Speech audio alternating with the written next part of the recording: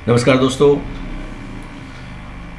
आज मैं आपके लिए एनसीईआरटी कक्षा 10 एमपी बोर्ड का अध्याय जो 13 है पृष्ठीय क्षेत्रफल और आयतन, उससे संबंधित वस्तुनिष्ठ प्रश्नों को लेकर आया हूं और उसकी अवधारणाओं को लेकर साथ में आया हूं। तो ये वीडियो निश्चित ही आपको एग्जाम के लिए मदद करेगी। आइए जानते हैं कि इस चैप्टर में पृष्ठीय क्षेत्रफल और आयतन वाले चैप्टर में क्या किस तरह के वस्तुनिष्ठ प्रश्न हैं और इन्हें कैसे अपन लोग सॉल्व कर पाएंगे। तो पहले अपन लोग महत्वपूर्ण बातों को देख लेते हैं। इस चैप्टर से संबंधित जो भी महत्वपूर्ण बातें हैं उनको अपन लोग समझ लेते हैं, देख लेते हैं। तो यहाँ पे बात आती है सबसे पहले घनाभ का संपूर्ण पृष्ठ की। तो पहले अपन जान सकते हैं घनाभ को बनाने के लिए क्या डिज़ाइन रहती है, कैसी डिज़ाइन रहती है, वो समझना बहुत जरूरी होता है। तो यहाँ पे अपन देख सकते हैं घनाभ एक कमरे की आकृति का होता है। इसमें देख सकते हैं कि लंबाई रहती है, एक चौड़ाई रहती है और एक ऊंचाई रहती है। लंबाई को अगर L माना जाए, चौड़ाई को अगर B माना जाए और ऊंचाई को अगर H माना जाए तो इसका फार्मूला फिर यहाँ पे क्रिएट होता है। तो प्रश्नों का यह क्षेत्रफल जब निकालना होता है कम्प्लीटली, तो यहाँ फार्मूला यूज़ होता है 2 × LV यानी लंबाई गुणित चौड़ाई प्लस चौड़ाई गुणित ऊंचाई इंटू ऊंचाई गुणित लंबाई। तो यहाँ पे LV plus BH plus HL और 2 मल्टीपल में यहाँ पे रहता है। तो ये घनाभ का संपूर्ण पृष्ठ का फार्मूला होता है जो आपको याद रखना पड़ेगा। ठीक है, यहाँ पे जो L लंबाई है और B चौड़ाई है और H उसकी ऊंचाई है। ठीक है दोस्तों, अगर घनाभ के आयतन की बात की जाए, घनाभ में कितना कोई पानी भरा जाएगा या कोई पदार्थ भरा जाएगा उसके अंदर, तो वो आयतन की बात यहाँ पे होती है। तो आयतन के लिए जो फार्मूला यूज़ करेंगे इनका मल्टीपल हो जाता है LVH, यानी ये फार्मूला इसका रहेगा LVH, लंबाई गुणित चौड़ाई गुणित ऊंचाई। ये आयतन के लिए यूज़ करते हैं घनाभ के लिए। ठीक है, घनाभ की विशेषता ये होती है कि इसकी लंबाई चौड़ाई ऊंचाई जो है समान नहीं रहती हैं, है ना, अलग अलग रहती हैं। अब यहाँ पे आता है अगला जो बात आती है गोले का संपूर्ण पृष्ठ। तो गोला अपन जानते हैं इस तरह से फुटबॉल जैसा जो आकृति रहती है उसे अपन लोग गोला कहते हैं। उसका जो भारी आवरण होता है, भारी क्षेत्र रहता है, उसे अपन लोग संपूर्ण पृष्ठ कहते हैं। उसका फार्मूला πr² होता है, जहाँ r उसकी त्रिज्या है, रेडियस है। गोले का आयतन मतलब गोले में कितना अंदर पदार्थ भर सकते हैं, तो उसके लिए फार्मूला ये है 4/3 πr³, जहाँ r जो होता है वो गोले की त्रिज्या होती है। अगर अर्धगोले के वक्रपृष्ठ की बात की जाए तो निश्चित है कि जो गोले का वक्रपृष्ठ है उसका आधा कर दिया जाएगा, यानी 4πr² का आधा करेंगे तो 2πr² होगा। यानी अर्धगोले का जो वक्रपृष्ठ होता है वो 2πr² होता है, जहाँ r अर्धगोले की त्रिज्या है। अगर संपूर्ण गोले की बात की जाए तो अपन देख सकते हैं कि आधा गोला तो ये बन जाएगा तो 2πr² हो जाएगा, लेकिन इसमें एक ऊपर हिस्सा और एक वृत्ताकार स्थिति बन जाती है। तो एक वृत्त का क्षेत्रफल और इसमें जब ऐड करेंगे तो ये 3πr² हो जाता है। अगर अर्धगोले का संपूर्ण पृष्ठ की बात की जाएगी तो 3πr² इसका फार्मूला क्रिएट होता है। ठीक है दोस्तों, अर्धगोले का आयतन निकाला जाएगा तो जो पूरा गोला है उसका आधा आयतन आएगा उसमें, यानी कि 4/3 πr³ होता है। तो अर्धगोले का निश्चित है 2/3 πr³ हो जाएगा, मतलब पूरे गोले का जो आयतन है उससे आधा करना है तो आधा हो जाएगा ना। ठीक है, r यहाँ गोले की त्रिज्या, अर्धगोले की त्रिज्या होती है। फिर यहाँ पे आता है बेलन का वक्रपृष्ठ। तो बेलन इस तरह की जो आकृति रहती है उसे अपन बेलन कहते हैं। इसमें जो पाइप अपन लोग कह सकते हैं, जो पाइप रहता है वो एक तरह से बेलन का काम यहाँ पे करता है। तो h इसकी हाइट है, ऊंचाई है और r इसकी रेडियस है। तो ऐसी कंडीशन में फार्मूले जनरेट होंगे। बेलन का वक्रपृष्ठ होता है मतलब ये भारी आवरण जो वक्र वाला पृष्ठ है, गोला घुमाव वाला एरिया है, उस पृष्ठ की बात करें तो उसके लिए 2πrh यहाँ पे फार्मूला यूज होगा, है ना। ये भारी आवरण जो रहता है पृष्ठ का, जो भारी आवरण है गोलाईकार वाला पृष्ठ है, उसके लिए फार्मूला यूज करेंगे तो 2πrh होता है, जहाँ r रेडियस है और h उसकी ऊंचाई है बेलन की। अगर बेलन के संपूर्ण पृष्ठ की बात की जाए तो उसमें देखो 2 वृत्ताकार क्षेत्र और जुड़ जाते हैं। तो 2 वृत्ताकार क्षेत्र पर लोग जोड़ेंगे तो 2πr² इसमें और ऐड हो जाएगा इसके क्षेत्रफल में, वक्र वाले में, तो ये आएगा 2πr+h। ये होता है बेलन का संपूर्ण पृष्ठ। फिर बेलन की आयतन की बात आती है तो बेलन में कितना आयतन अंदर पानी भर सकता है या कोई पदार्थ भर सकता है, तो ये πr²h, इस फार्मूले से अपन लोग आयतन निकाल पाएंगे। ठीक है, शंकु का वक्रपृष्ठ आता है तो शंकु अपन जानते हैं इस तरह की आकृति को शंकु कहते हैं। जैसे आपने जोकर की टोपी देखी होगी तो वो बिल्कुल शंकु के जैसी डिजाइन की रहती है। और मार्केट में भी अपन लोग जानते हैं, आप जब मेहंदी का कौन लेने जाते हैं तो जो कौन बोलते हैं तो कौन इंग्लिश शब्द है, हिंदी में उसे शंकु ही कहते हैं। तो वो भी एक तरह से अपन लोग शंकु की आकृति का होता है। तो यहाँ पे ये जो स्लेंट लाइन है, ये वाली स्लेंट हाइट, इसे अपन लोग ये त्रियक ऊंचाई कहेंगे L को, और ये सीधी ऊंचाई है इसे अपन लोग H कहेंगे, और ये इसकी रेडियस है R। तो ऐसे सिचुएशन में ये सामान से जहाँ पे अगर मान लो कि 2 वैल्यूज यहाँ पे दी गई हैं, R, H और L में से 2 वैल्यू कोई सी दी गई हैं और तीसरी वैल्यू की अपन को आवश्यकता हो रही है सवाल में, तो इस फार्मूले का उपयोग करके अपन लोग निकाल लेंगे L² = R² + H², यानी कि पाइथागोरस प्रमेय में यहाँ पे इन तीनों में यूज होगी, क्योंकि यहाँ पे 90 डिग्री का एंगल बनता है H और R के बीच में। तो शंकु का अगर वक्रपृष्ठ निकालना होगा या घुमाव वाला क्षेत्र निकालना होगा इसका शंकु का, तो ये πrl फार्मूला अपन यूज़ करेंगे, जहाँ पर r त्रिज्या है और l त्रिज्या ऊंचाई उसकी है। शंकु का अगर संपूर्ण पृष्ठ देखेंगे तो पाई आर आर प्लस एच होगा, क्योंकि इसमें नीचे वृत्त का एक क्षेत्रफल और इसमें ऐड हो जाएगा। इस कंडीशन में जो वक्र पृष्ठ है उसमें पाई आर स्क्वायर ऐड होगा, तो पाई आर कोष्टक में आर प्लस एल हो जाएगा, जहाँ आर उसकी रेडियस है और एल उसका स्लैंट हाइट है ना, त्रिक ऊंचाई है। शंकु का आयतन निकालेंगे तो ये आयतन जो शंकु का होता है, एक बेलन में से तीन शंकु बन जाते हैं, इसलिए शंकु का जो आयतन होता है बेलन के आयतन का 1/3 होता है। 1/3 पाई आर स्क्वायर एच होता है ना। कोई बेलन रहेगा और उससे अपन शंकु बनाएंगे तो वो शंकु उससे कितने बनते हैं, 1/3 बनते हैं, 3 बनते हैं। एक बेलन में से 3 शंकु बनते हैं, इसलिए शंकु का आयतन 1/3 पाई आर स्क्वायर होता है, जहाँ आर उसका रेडियस है और एच उसकी हाइट है। कौन सी हाइट है, सीधी वाली जो हाइट है वो है। आइए अब ये तो अवधारणाएं हो गई इस चैप्टर से संबंधित, और अपन लोग अब इसके विकल्प देख लेते हैं, इसके सही विकल्प हम लोग जान लेते हैं, कौन कौन से क्वेश्चन उसमें से बन सकते हैं वस्तुनिष्ठ प्रश्न। आइए देखते हैं। तो पहला प्रश्न यहाँ पे आता है कि एक कीप निम्नलिखित का उदाहरण है।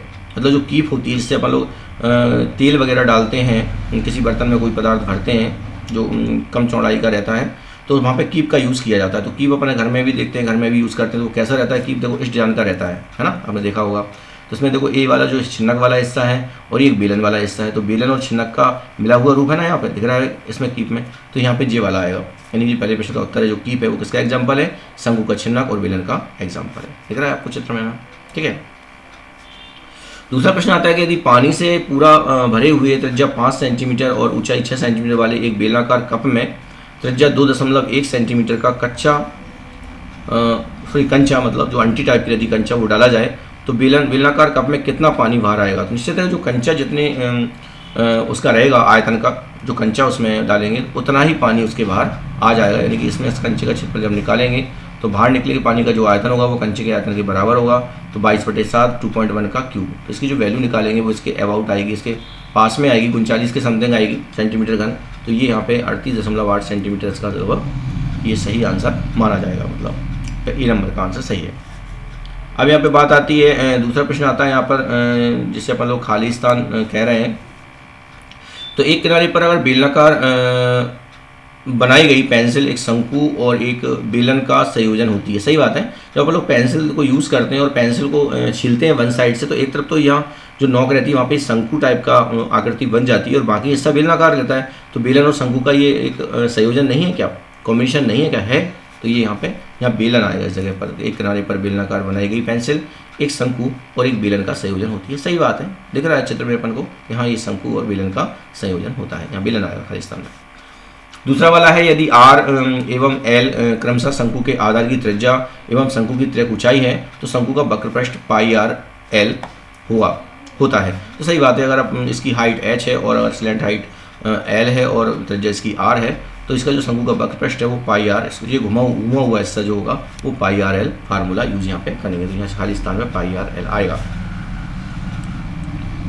फिर यहाँ पे सही जोड़ी आती है, सही जोड़ियों को अपन लोग देख लेते हैं यहाँ पर। तो यहाँ लिखा है कीप कैसा रहता है, कीप का अभी पढ़ चुके हैं अपन लोग। कीप जो रहता है वो शंकु के छिन्नक और बेलन का एक संयोजन होता है। सही बात है, कीप में दिख भी रहा है, इसमें बेलन है और एक छिन्नक है, तो इनका एक संयोजन रहता है। तो पहला वाला जो है ब नंबर से मैच करेगा, ठीक है।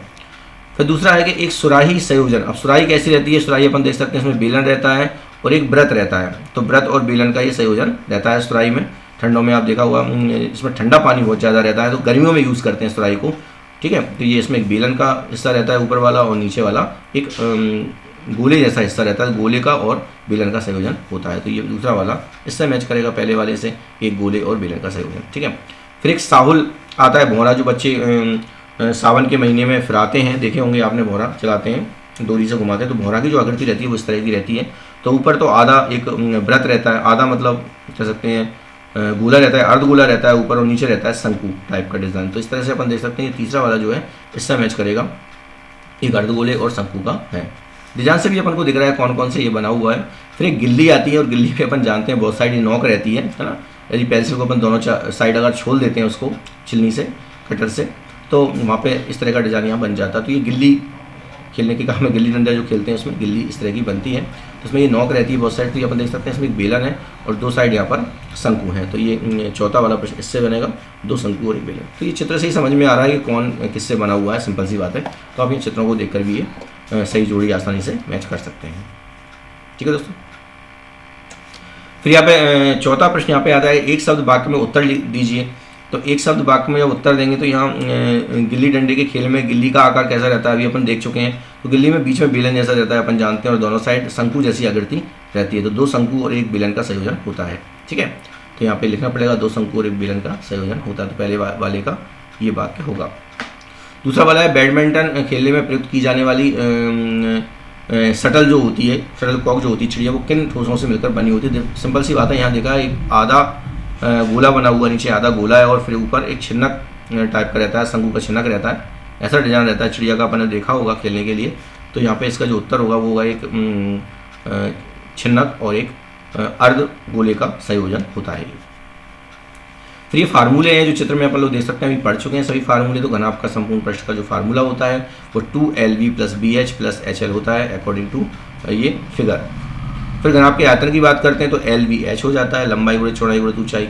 अगर गोले के संपूर्ण पृष्ठ की बात कर गोले के संपूर्ण पृष्ठ की अगर बात करते हैं, जो भारी एरिया होता है, कवर होता है उसका, तो πr वर्ग उसका फार्मूला होता है। गोले के आयतन की अगर बात करते हैं तो 4/3 πr³ होता है। और अर्धगोले के वक्र पृष्ठ की बात करते हैं तो यहाँ 2πr वर्ग होगा। लेकिन अर्धगोले के अगर संपूर्ण पृष्ठ की बात करेंगे तो वो 2πr वर्ग होता है, क्योंकि उसमें एक वृत्त का क्षेत्रफल और ऐड हो जाता है संपूर्ण के लिए आधे वाले गोले में। अर्धगोले के आयतन का सूत्र 2/3 πr³ होता है, क्योंकि जो पूरा आयतन होगा उससे आधा आयतन होगा अर्धगोले का, इसलिए 2/3 πr³ होता है। बेलन के वक्र पृष्ठ का सूत्र 2πrh होता है। बेलन के संपूर्ण पृष्ठ का जो सूत्र होता है वो 2πr कोष्टक में r + h होता है। बेलन के आयतन का सूत्र πr वर्ग h होता है। और शंकु के वक्र पृष्ठ का जो सूत्र है वो πrl होता है। अगर संपूर्ण पृष्ठ की बात की जाए तो उसमें एक वृत्त का क्षेत्रफल और जुड़ जाता है, तो πrl + πr² हो जाएगा, जिसे अपन लोग कॉमन ले तो πr कोष्टक में r + l जैसा ये सूत्र बन जाएगा।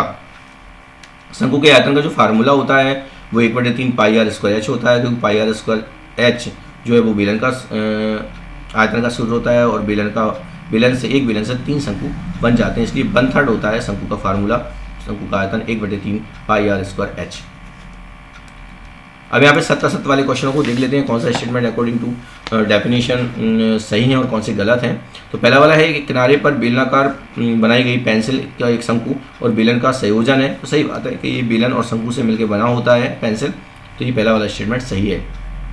दूसरा है कि कीप एक शंकु और बेलन से बना होता है, सही गलत बात है, शंकु से नहीं बना हुआ, ये शंकु के छिन्नक से बना हुआ है, तो दूसरा वाला स्टेटमेंट जो है इसका गलत है। अर्धगोले का संपूर्ण पृष्ठ 3πr² होता है, तो सही बात है, जो अर्धगोला होता है उसका संपूर्ण पृष्ठ 3πr² ही होता है, और r जहाँ अर्धगोले की त्रिज्या है, तो ये स्टेटमेंट सही है। चौथा है शंकु का आयतन 1/3 πr² h होता है, तो ये भी सही बात है। शंकु का आयतन 1/3 होता है बेलन के आयतन का, तो यहाँ r त्रिज्या है यहाँ पर और h इसकी शंकु की ऊंचाई है।